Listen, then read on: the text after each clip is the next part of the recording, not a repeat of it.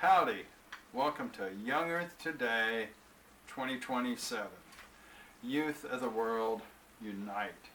And say hello to our mascot for this episode, Dino the Dino. Now, what do I mean by the youth of the world? Well, totalyouth.us, that's our site. So for total truth, support Earth's youth, meaning young people, help them know the truth about the age of the Earth. And the idea that they can learn about the real history of the Earth. So our latest book is Biological Essentialism, and that is on the totalyouth.us site. You can find the link to Barnes & Noble. Now this is Biological Essentialism by Michael Devitt. That's coming out next year.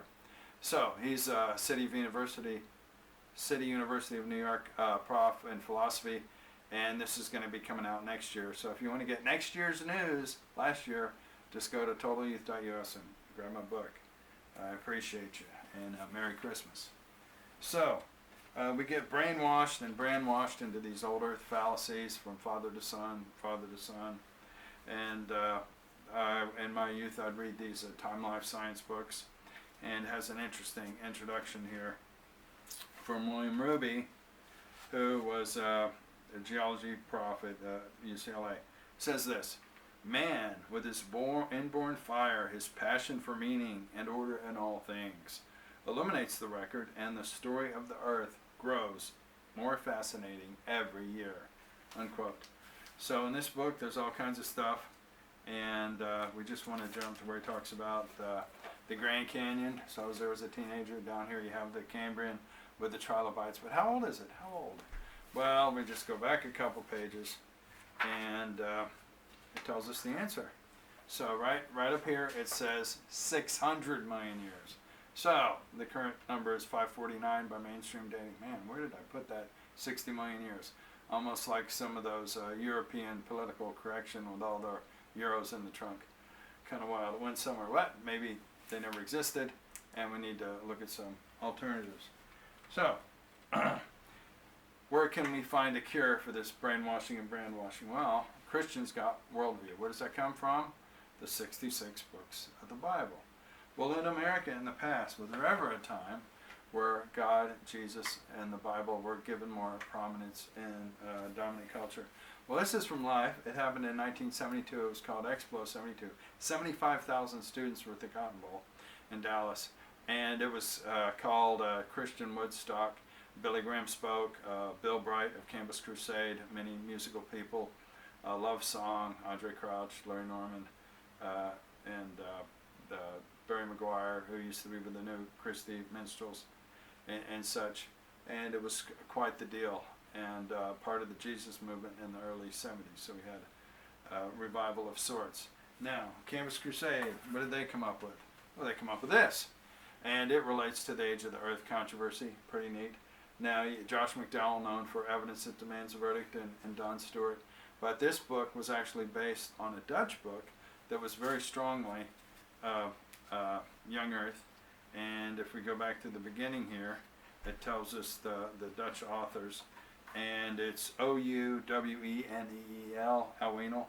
And Dr. Ouweneel has 3 doctorates. He's a biologist, a philosopher, and a theologian, and has PhDs in each of those areas. So the authors of this don't have a science background, so it's interesting. So they take a both and position. They don't take a strong stand favoring a New Earth, Old Earth, or whatever Earth. So on this page, there's a quote from James Jeanson, who wrote Science Returns to God, quoting Jeanson. Although there have been some conflict between science and religion for centuries, the problem has not come into clear relief until the end of the 18th century or the beginning of the 19th century. That was the time when new geological discoveries were being made. It soon became possible that instead of an Earth 6,000 years old, as it had been generally believed, it could have gone back millions of years. This seemed, to many people, a direct challenge to the biblical message, unquote. Well, at least he's on the right track, but of course that was before the renaissance of the new catastrophism and the idea that a giant rock from space hit the Earth and the dinosaurs died, and Mount St. Helens and such. So basically, the catastrophist renaissance kind of short circuits that whole statement. So, they do kind of give quote unquote both sides, and here's a picture of Dwayne Gish, which as far as I know debated more evolutionists than anybody, and he had a debate on TV with Phil Donahue, who wrote The Human Animal, and be sure to check that out. It's really, really neat. And on the very next page, who do we see but Jack Quozo, orthodontist who studied a whole bunch of Neanderthals, so an expert in that. And again, someone who supports the young Earth. So Dr. Quozo had the privilege to go to Paris and look at some key Neanderthal finds. This research is in his book, Buried Alive. And part of it's quite exciting, almost like in action movies, certain parts of it. But there's a lot of heavy science in it as well. So what he did is, the old phrase, don't look a gift horse in the mouth. Well, the reason is you could look and from the teeth know how old the horse is. So it's not being respectful to your friend who gave you the horse.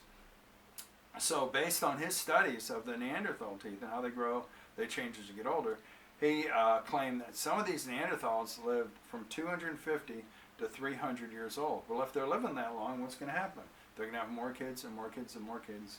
And you basically have to have 2.1 kids just to kind of keep level. Well, were the Neanderthals successful? Very yes. So they were from Spain to Israel that way, and from Africa to Siberia the other way. So you have a newspaper article recently about the Neanderthal discovery in Siberia. You may have caught that. So if they're wide part of the globe, they're being successful. They have tons of population, plus they're living older. So that population would be so big, it will not fit into the mainstream dating of the Neanderthals.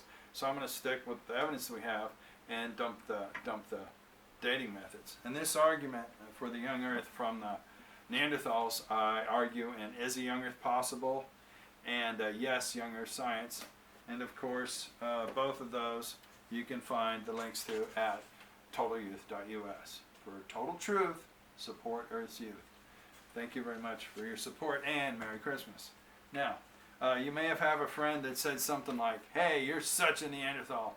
Well, you can go to this issue of the Smithsonian Mag and argue with them about it. Now, what else was popular in the 1970s? Well, of course, Chariots of the Gods, Ancient Astronauts, Van Daniken. And you may have never heard of Von Daniken, but a more common name, you may have heard of Zecharia Sitchin, or you may have heard of Graham Hancock, who has a series right now on Netflix, Ancient Apocalypse. So check that out if you're interested. Now, Clifford Wilson actually confronted the Van Daniken ideas, and this book sold millions in the 70s. It's just Crash Go the Chariots. Clifford Wilson was an archaeologist. He was director of the Australian Institute of Archaeology. Definitely had some gravitas. So this book was a big hit, confronting Von Daniken, actually debated. It's the book War of the Chariots. This happened in 1977 at North Dakota State University, and this book documents the debate. And according to most reports, Wilson wiped him off the planet pretty much.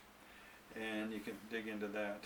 Now, there was a Nova episode actually. It's called The Case of Ancient Astronauts, and of course Carl Sagan's in it, but also Thor Heyerdahl, the famous explorer. So what did he do?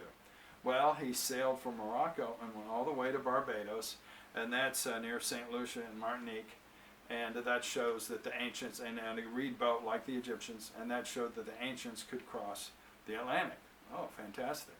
And then he also sailed from Peru, and a very simple raft they called the Kontiki, and he wound up in Polynesia in 3 months. So that proves that the ancients could have traveled across the Pacific. The question is, it possible happened versus it did happen? Well, there's an article in Nature 2020, genetic evidence, and they say conclusive evidence that there's a connection from the Polynesians to the Native Americans, and most likely South America, because the currents make that super, super easy.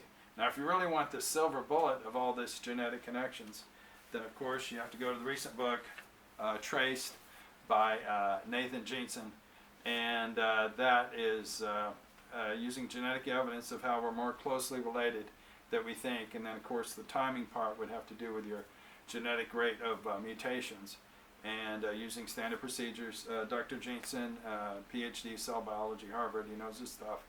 So this is like a blockbuster. Tons and tons of charts I highly recommend it. And like I say, it says that we have to shrink our mainstream chronology because we travel the globe way quicker. Just go ask Thor Heyerdahl. Now, my good friend has a message, Dino. Yes, I gotcha. So we need to talk about the other giant reptile, the mosasaur. So the mosasaur is the superhero for young Earth because it really packs a punch. So for this particular story from PLOS ONE, Lindgren and friends from 2010, they found eye pigment goo. Hold it, I thought soft stuff just deteriorates. It can't be really 84 million years. I'm going to go with my common sense and critical thinking and say, I'm going to dump the dating methods. I'm going to go with my common sense. And it's a hard issue, it really is. In the body cavity of the mosasaur in this particular instant, they apparently found blood residue. And then, let me actually quote from it. Mosasaur skeletal remains are fairly abundant in marine deposits of Lake Cretaceous, but direct fossil record of their soft parts is hitherto confined to a small number of specimens, preferring patches of skin, sternal cartilage, and portions of the respiratory tube. Wow, the soft tissue like that, millions of years, I'm not buying it. I'm going to go with a young Earth view. Appreciate you. So be sure to support our work, our books, podcasts, videos, etc. TotalYouth.us, and just put /merch so you can get your swag on and show that you're really a Darwin doubter and a deep time skeptic. Merry Christmas. Please like and subscribe. Have a great day.